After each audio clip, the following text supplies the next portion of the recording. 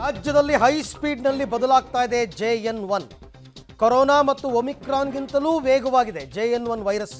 ಅಂದರೆ ಬೇಗ ಸ್ಪ್ರೆಡ್ ಆಗ್ತಾ ಇದೆ ಒಬ್ಬರಿಂದ ಒಬ್ಬರಿಗೆ.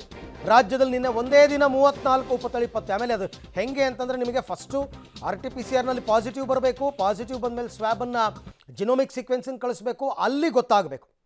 ನೋಡಿ, JN1 ರೋಗ ಲಕ್ಷಣಗಳು ಸ್ವಲ್ಪ ಮನಸ್ಸಲ್ಲಿ ಇಟ್ಕೊಳ್ಳಿ. ಕೆಮ್ಮು ಅಂದರೆ ನಿರಂತರ ಕೆಮ್ಮು ಇದರ ಸಾಮಾನ್ಯ ಲಕ್ಷಣ ಅಂತ ಹೇಳ್ತಾ ಇದ್ದಾರೆ. ನಿಲ್ತಾನೇ ಇಲ್ಲಪ್ಪ, ಏನು ಸಿರಪ್ ಕುಡಿದ್ರೂ ಹೋಗ್ತಿಲ್ಲ, ಎಷ್ಟು ಸ್ಟೀಮ್ ತೊಗೊಂಡ್ರೂ ಹೋಗ್ತಿಲ್ಲ ಅಂತಾರಲ್ಲ ಹಾಗೆ.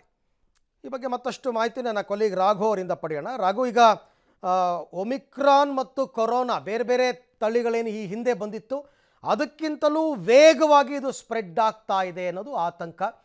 ಬಟ್ ಸೌಮ್ಯ ಗುಣಲಕ್ಷಣ ಅಂತಕ್ಕಂಥದ್ದು ಸ್ವಲ್ಪ ಓಕೆ ಅನ್ನೋ ರೀತಿಯಲ್ಲಿ ಸ್ವಲ್ಪ ಸಮಾಧಾನ ಪಟ್ಕೋಬೋದಾ, ಹೇಗೆ?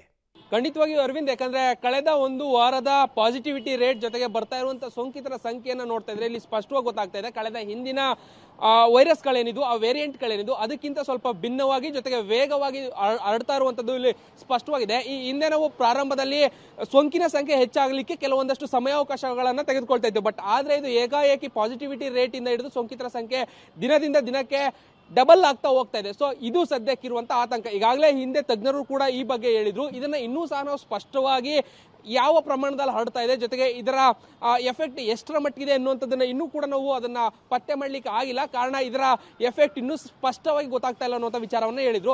ಸೊ ಈಗ ಮುಂದುವರೆದ ಭಾಗವಾಗಿ ನೋಡೋದಾದ್ರೆ ಹಂತ ಹಂತವಾಗಿ ಸ್ವಲ್ಪ ಎಫೆಕ್ಟ್ ಹೇಗಿದೆ ಅನ್ನುವಂಥದ್ದು ಗೊತ್ತಾಗ್ತದೆ. ಬಟ್ ಒಂದು ನೆಮ್ಮದಿ ವಿಚಾರ ಅಂತ ಹೇಳಿದ್ರೆ ಹೆಚ್ಚು ಎಫೆಕ್ಟ್ ಇಲ್ಲ ಅನ್ನುವಂಥದ್ದು ಈಗ ಸದ್ಯಕ್ಕಂತೂ ಗೊತ್ತಾಗ್ತಾ ಇರುವಂತದ್ದು. ಕಾರಣ ಯಾಕಂದ್ರೆ ಹಾಸ್ಪಿಟಲೈಸ್ ಆಗ್ತಾ ಇರುವಂತಹ ಸಂಖ್ಯೆ ಏನಿದೆ ಅದು ಬಹಳ ಕಡಿಮೆ ಇದೆ.